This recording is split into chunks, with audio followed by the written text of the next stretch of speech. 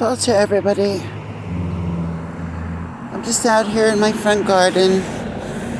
I wanted to show you my bird bath and a little trick to keep bees from drowning.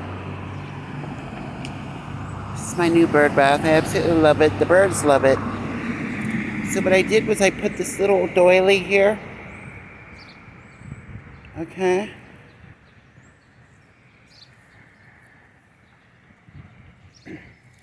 Because the other day I came over and I saw a bee had drowned. And it really upset me. So my Aunt Sunday made this doily probably 50 years ago.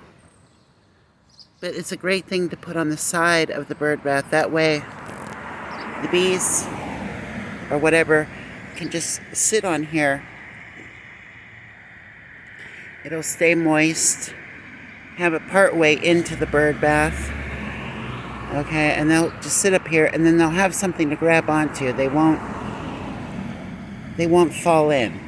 Okay?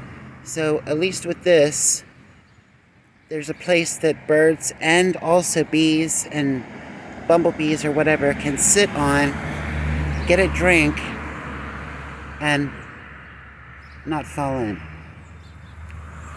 So that's just a little trick I thought I would show you guys. If you have bird baths and you find that maybe bees and stuff get drowned in your bird bath, this is a great method. Some people use washcloths, but I used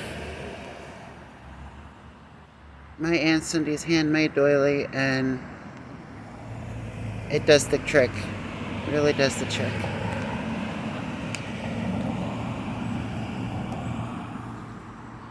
Slanlat. Bye. Bye, bye, bye.